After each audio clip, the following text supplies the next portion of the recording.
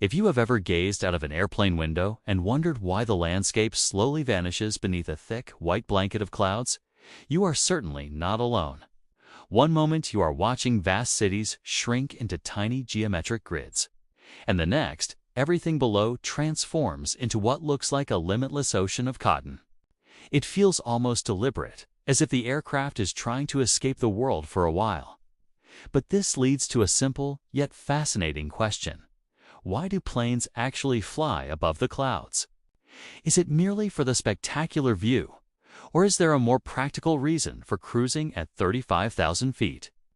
As it turns out, those fluffy clouds are only a small part of the equation.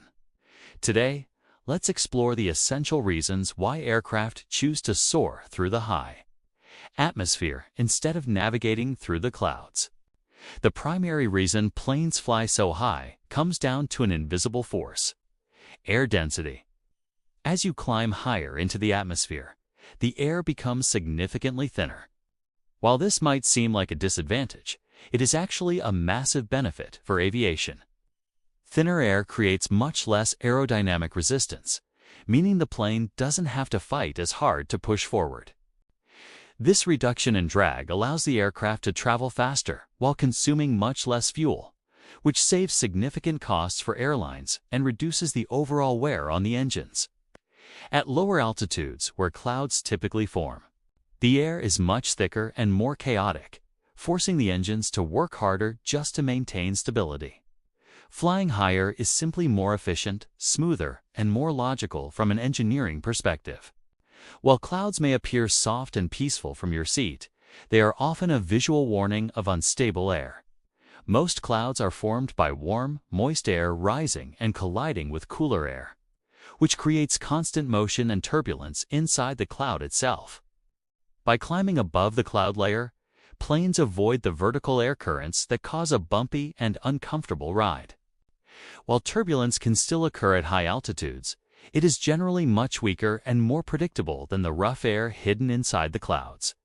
Pilots aren't just seeking a better view. They are actively choosing the smoothest path possible for passenger comfort. Furthermore, by staying high, planes escape the brunt of the weather entirely. Rain, snow, and dangerous thunderstorms are mostly confined to the lower atmosphere. Cruising above them is like taking a clear highway overpass instead of driving through a flooded city street. The freezing temperatures at high altitudes also play a surprising role in performance.